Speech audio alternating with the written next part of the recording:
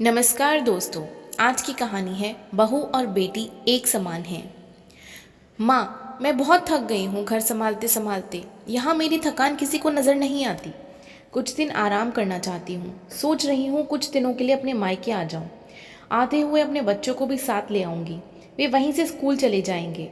आखिर एक ही शहर में ससुराल और मायका होने का कुछ तो फ़ायदा मिले। उर्वशी ने फ़ोन पर अपनी माँ से कहा। उषा जी ने भी दूसरी तरफ से कहा, हाँ बेटा, जब तेरी इच्छा हो आ जाना। आखिर ये तेरा भी तो घर है। ठीक है माँ, तो मैं कल आ जाऊंगी। उर्वशी खुशी खुशी बोली। हाँ बेटा, कल आ जाओ, मैं तुम्हारा इंतज़ार करूंगी। अभी मैं फ़ोन रखती हूँ, मुझे मंदिर भी जाना है। उषा जी ने फ़ोन रख दिया और सीधे किचन में गई। किचन में खाना बना रही बहू से बोली, अरे श्वेता सुनो, कल तुम्हारी ननद आ रही है। आज बाजार जाकर फल सब्जी और मिठाइयाँ लेकर आना। बेचारी मेरी बेटी ससुराल में नौकरों की तरह काम करती है और उस पर कोई ध्यान ही नहीं देता। यहाँ आएगी, कुछ दिन रहेगी तो उसका मन और तबीयत अच्छे रहेंगे। सास के मुंह से ऐसी बातें सुनकर श्वेता का चेहरा उतर गया। वह मन ही मन सोचने लगी, काश आपको मेरी थकावट भी नजर आती। मैं भी दिन रात झाड़ू पोछा, बर्तन, खाना बनाना, मार्केट जाना और हर वह काम करती हूँ जिससे हमारे परिवार वालों को कोई दिक्कत ना हो। काश आप भी मुझ पर ध्यान दे पाती। आपकी बेटी तो जब मन में आता है तब यहाँ आ जाती है, लेकिन मैं साल में एक बार ही अपनी माँ के पास जाती हूँ, तब भी आपको प्रॉब्लम होती है। मैं भी इंसान हूँ, मेरा भी मन है। मुझे भी लगता है अपनी माँ के पास जाकर थोड़ा आराम करूँ, सुख दुख की दो चार बातें करूँ, अपना मन हल्का करूँ। भगवान, अब तुम ही कुछ करो ताकि मेरी सांस की आंखें खुलें और उसे मेरी थकावट नजर आए। शाम तक भगवान ने जैसे श्वेता की सुन ली और उसकी ननद का फ़ोन आया। ननद ने अपनी माँ से कहा कि उसकी सास ने उसे मायके आने के लिए मना कर दिया है, इसलिए इस बार वो नहीं आ सकती। उषा जी बोली, ऐसे कैसे मना कर दिया? पहले तो कभी वह तुम्हें आने के लिए नहीं रोकती थी, इस बार भला क्या हो गया? लाओ मेरी बात कराओ, मैं उन्हें समझाती हूँ। उर्वशी ने फ़ोन अपनी सास के पास दिया। उषा जी ने कहा, नमस्कार समधन जी, आपसे कुछ कहना था। समधन जी ने कहा, कहिए।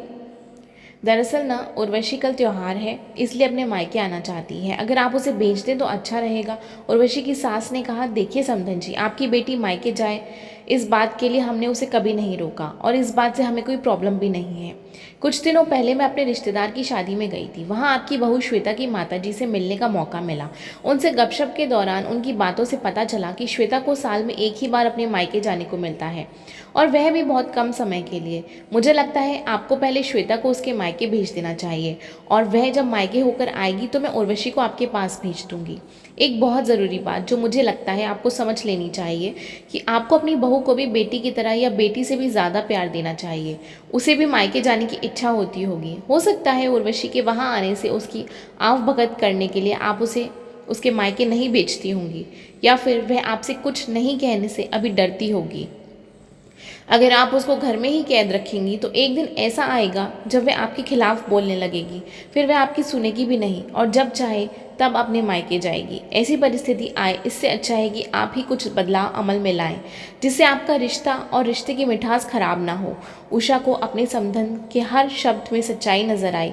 उन्हें महसूस हुआ कि उन्होंने अपनी बेटी के प्यार में अंधे होकर कभी भी अपनी बहू के मन का विचार नहीं किया। उन्होंने हमेशा ही अपनी बेटी को अपने बहू से ऊपर रखा। दूसरी तरफ उर्वशी भी अपनी भाभी के बारे में हो रही इस बातचीत को सुन रही थी। उसने भी रियलाइज़ किया कि वह कभी भी अपनी भाभी के साथ ठीक से बात नहीं करती, और जब जब वह अपने मायके जाती है तो भाभी थोड़ी उदास रहती है। उषा जी ने अपनी बहू को बुलाया और उसे कहा कि श्वेता, कुछ दिनों के लिए उर्वशी नहीं आने वाली है, इसलिए पहले तुम अपने मायके होकर आओ। यह सुनते ही श्वेता का चेहरा खिल गया, क्योंकि यह पहली बार था जब उसकी सास ने सामने से उसे अपने मायके जाने के लिए कहा था। अगले दिन श्वेता अपने मायके गई और इस बार एक दो दिन नहीं, पूरे हफ्ते भर रह के आई। अपने माँ बाप से, अपने रिश्तेदारों से मिलकर आई, और जब वह लौट कर आई तो उसका चेहरा खिला हुआ था, उसकी आंखें चमक रही थीं। श्वेता के आने के बाद उर्वशी भी अपने मायके आई और इस बार वो खुद सामने से अपनी भाभी से खुशी खुशी मिली और अच्छे से बात की। उर्वशी ने अपनी माँ से बात करके उन्हें भी अच्छे से समझने में मदद की कि वह कहीं ना कहीं श्वेता के साथ गलत व्यवहार कर रही थी। दूसरी तरफ श्वेता अपने ससुराल वालों के बदले रवैये से बहुत खुश थी। अब वह खुशी खुशी सबका ध्यान रखती और हर काम में प्यार से करती। वह ध्यान रखती कि कोई भी ऐसी बात ना हो या काम करे जिससे घर में तनाव का माहौल पैदा हो। उषा जी अपनी बहू को खुद ही समय समय पर मायके भेज दिया करती।